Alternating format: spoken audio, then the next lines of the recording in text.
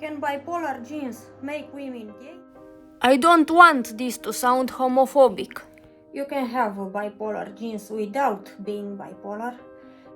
It's a polygenic trait, and these genes can have other effects, such as making you smarter or more creative. In other combinations, these genes can give different phenotypes. Now, let's talk about the sexual orientation and the brain, because the brain is the most important sexual organ in our body. Let's start with straight people.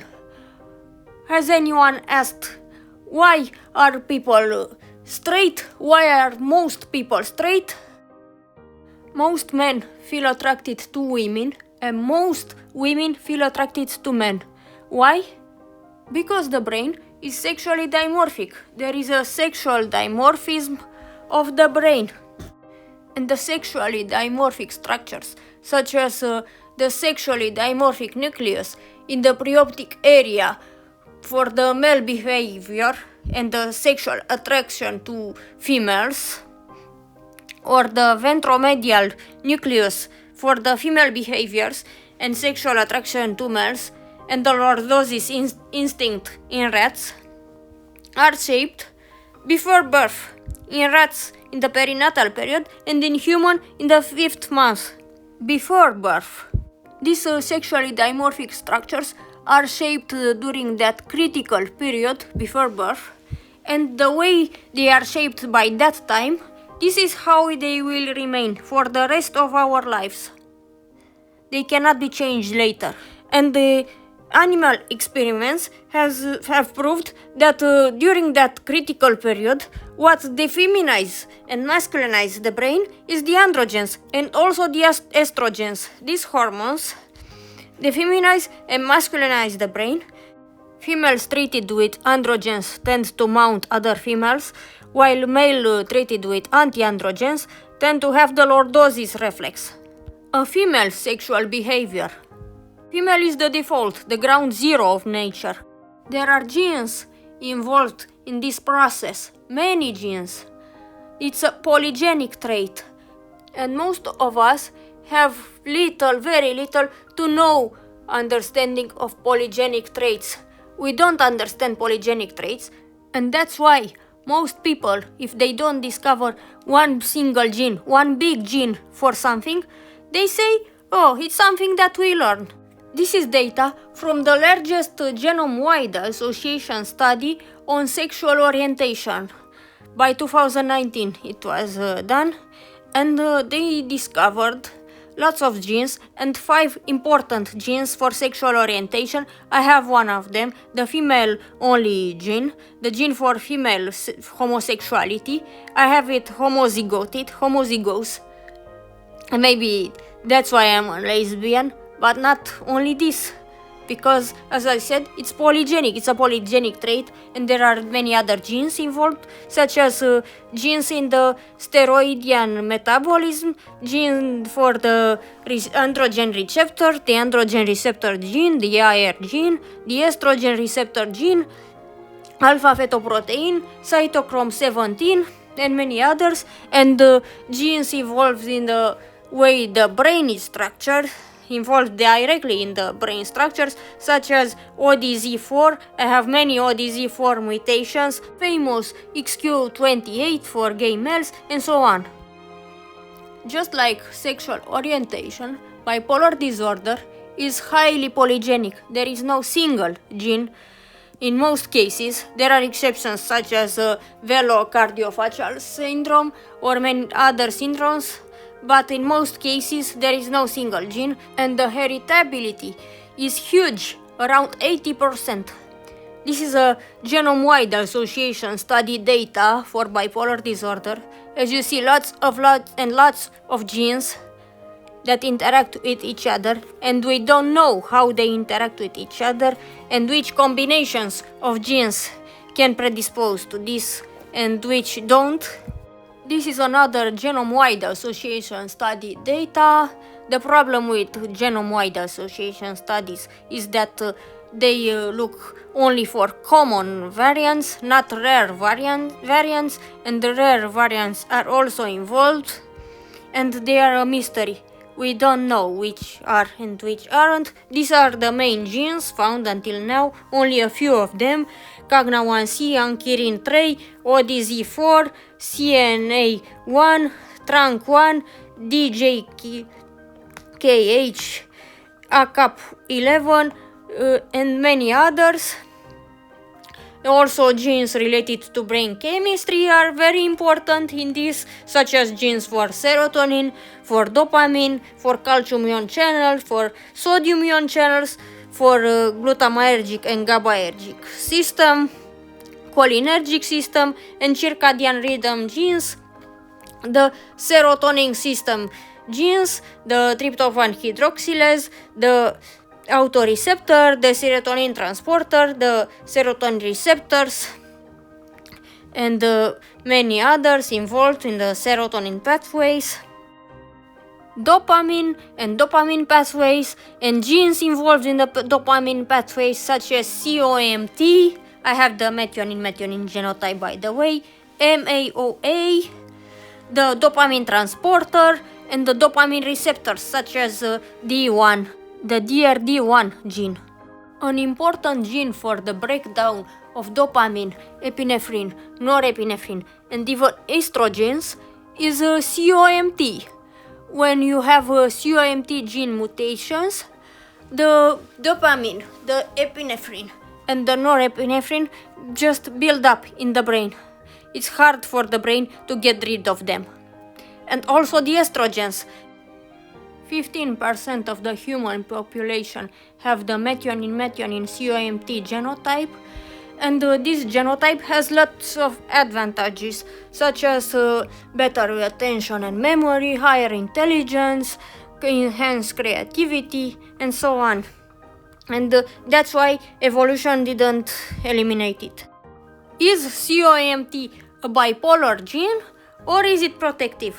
According to some studies, it's a risk variant. According to other studies, it might be protective. This is the calcium ion channel.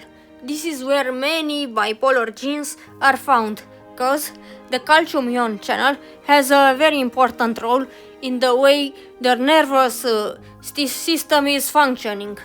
The most studied and replicated bipolar gene is CAGNA1C. Mom has this variant, and I was lucky not to inherit it from her, because this is the most important bipolar gene. This is what can make the difference between a healthy carrier of bipolar genes and an affected person. There are other genes that can interact with calcium ion channel genes, changing the expression of the gene and the way the calcium ion channel works. The sodium ion channel genes are also involved in the biology of bipolar disorder.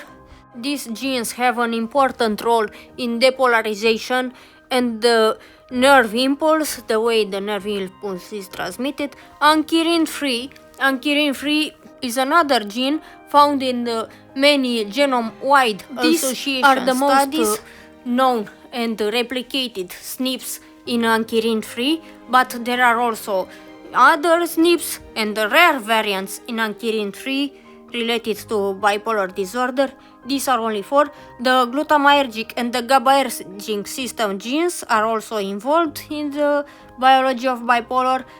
Very important bipolar genes, because glutamate is the most important excitatory neurotransmitter in the brain, and too much glutamate can also cause neuroinflammation.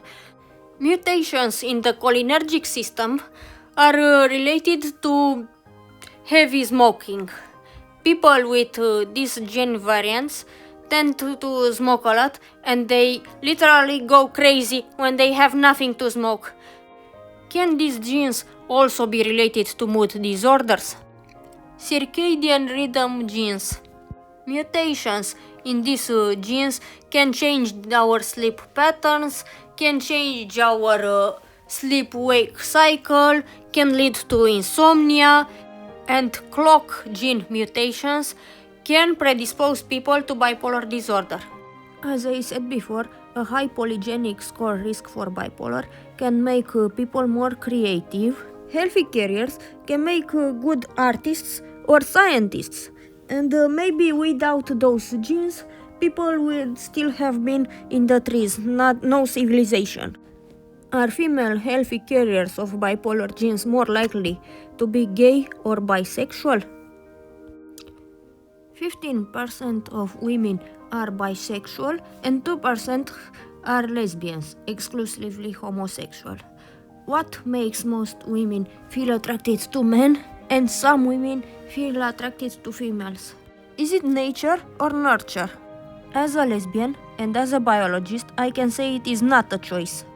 There have been famous artists in our history who have been lesbians or bisexuals, such as Sappho, the poet from Lesbos, who also committed suicide, Virginia Woolf, the writer, committed suicide, and Frida Kahlo, who might also have had a bipolar.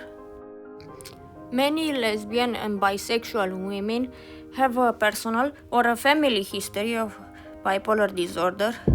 By the way, 5 of my ex-girlfriends had bipolar, 5 of them, and I also met many people with bipolar disorder in the queer community, especially biological females. There is a case of exclusive lesbianism in a woman with Turner syndrome and bipolar disorder. Is there a connection? Most women with Turner are not homosexual or bisexual, but this woman was. There is also a study that proved that 61% of women with bipolar disorder and ADHD are not heterosexual, are bisexual or even homosexual. The brain structure of these women resembles the brain structure of the male, is masculinized. According to the 2019 Genome-wide Association study of sexual orientation, there are shared genetic pathways between the female sexual orientation and bipolar disorder and cannabis addiction. Maybe the genes in the endocannabinoid system are also involved in the female sexual orientation. Novelty-seeking genes that are also involved in bipolar disorder can make people bisexual or bi-curious, can make them want to try new things, including same-sex sexual experiences. But they don't explain exclusive homosexuality in bipolar women and lower rates of non-heterosexuality in males with bipolar and ADHD. Short androgen receptor gene alleles upregulate the expression of the gene and can masculinize the brain. There are studies that proved that upregulation of the androgen receptor gene is also involved in a physiopathology of bipolar disorder. It is strange that genes involved in the serotonergic pathways are also involved in the female sexual orientation. Mutations that result in low serotonin can make females homosexual, and an experiment on rats has proven that the females with mutation in tryptophan hydroxylase gene were homosexual. They were mating with other females. The homozygotes were homosexual, while the heterozygotes were bisexual. I guess that other genes in the serotonergic system may also be involved. They discovered that low serotonin during the critical period of the sexual differentiation of the brain can defeminize and masculinize the brain. So the female brain needs serotonin to get feminized and not masculinized. This is what they found. The females without serotonin during the critical period tend to mate with other females. They tended to sniff other females, to mount other females, and to reject males, while the heterozygous females were bisexual, kind of bisexual. This is the mounting number, the mounting latency, the mounting duration in the case of these females. The red ones are the females without serotonin, with mutations, homozygous mutations. By the way, all of my serotonin system genes are mutant. High dopamine during the prenatal period can also defeminize and masculinize the female brain, so gene variants that result in high dopamine, such as COMT, methionine, and other COMT mutations, can result in defeminization, masculinization, and female homosexuality. Mutations that result in high dopamine can defeminize and masculinize the brain when they are COMT mutations or other mutations that also result in buildup of sexual hormones, or when they activate the sexual hormones receptors, resulting in an upregulation of these receptors and defeminization. There is an interaction between COMT and androgen receptor gene. They can interact in masculinizing and defeminizing the developing brain. Wild-type COMT plus long androgen receptor genes allele can make it harder for the brain to be masculinized. While a brain with COMT, methionine, and short androgen receptor alleles can be masculinized and defeminized easier. Is the androgen receptor upregulated in bipolar disorder? According to some studies, it is. Glucocorticoid and mineralocorticoid receptor genes can also be involved. Is there also a connection between heavy smoking and female homosexuality? Is there something in the cholinergic system that is also a mutant in both situations? Are the stress-related genes also related to female homosexuality?